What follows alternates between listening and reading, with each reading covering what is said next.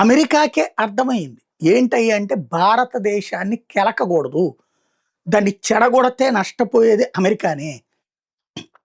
ప్రపంచంలో అతిపెద్ద మార్కెట్. ఇప్పుడు ఇందులో కొన్ని మనకి నష్టాలుంటాయి. కొన్ని వాళ్ళకి నష్టాలుంటాయి.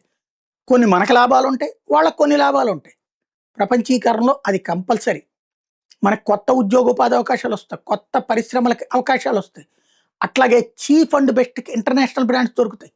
చీప్ అండ్ బెస్ట్‌కి ఇప్పుడు ఫర్ ఎగ్జాంపుల్ ఇదివరకు అక్కడ ఉన్నటువంటి కారు లంబోర్గిని, గింబోర్గిని ఇట్లాంటి యూరప్ దేశాలయి గాని అట్లాంటి లేకపోతే అమెరికన్ కార్లు ఇక్కడ డబుల్ టాక్స్ వేయడం వల్ల బోలెడంత రేట్ ఉండేది. ఇప్పుడు అది చీప్‌గా వచ్చేస్తుంది.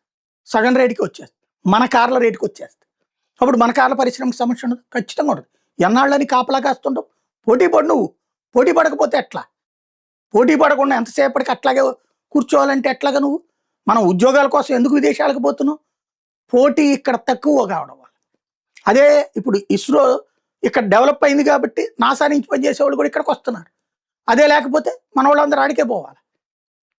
ఖచ్చితంగా పెళ్లి చేసుకున్నప్పుడు అబ్బాయి, అమ్మాయి ఇళ్లలో 2 చోట్ల మార్పులుంటాయి. అమ్మాయిని తమ ఇంట్లో కలుపుకునేటప్పుడు అబ్బాయి కుటుంబంలోనూ కొన్ని ఇబ్బందులుంటాయి. ఎందుకు?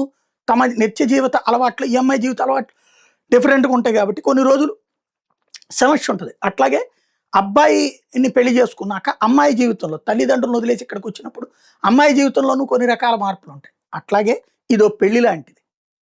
విడాకులా లేకపోతే ఇదే అంటే పెళ్లి చేసుకోవడం దాదాపు 10, 15 ఏళ్ళు పట్టింది. వాళ్ళు అడిగే డిమాండ్‌లకి అంటే ఒక రకంగా వాళ్ళు అడిగే కట్నాలకి మనం ఒప్పుకోకపోవడం వల్ల. చివరికి వేరే అబ్బాయి రెడీ అయ్యేటప్పటికి, యూరప్ అబ్బాయి రెడీ అయ్యేటప్పటికి కట్నానికి సంబంధం లేకుండా అన్నటువంటిది. వెంటనే పరిగెత్తుకుంటూ వచ్చారనమాట. ఆకర్షణీయమైన మార్కెట్ ఇండియా. మనల్ని కాదని బ్రతకగలిగినటువంటి స్టేజ్ లేదు. ఇవాళ రోజున ఆడపిల్లకి ఉన్నటువంటి డిమాండ్ మగపిల్లాడికి లేదు.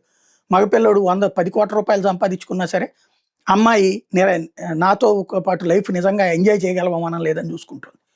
నెల నెల ఓ 5 లక్షలు, 2 లక్షలు చేతిలో డబ్బులు ఉన్నోడిని చేసుకోవాలని మిడిల్ క్లాస్ అమ్మాయి కనీసం 50,000 1,00,000 తక్కువైతే జీతం వద్దని చెప్పి లేబర్ సామాజిక వర్గాల్లో కాదు. అక్కడ లేబర్ అంటే అన్ని కులాల్లోని పేదలు లెక్క ఇక్కడ. మళ్ళీ ఇందులో లేబర్ అంటే కులం కాదు ఇక్కడ గుర్తుపెట్టుకోవాల్సింది. ఏదైతే శారీరక కష్టం చేసే వాళ్ళని లేబర్ అంటారు. శారీరక కష్టం చేసేవాళ్ళు.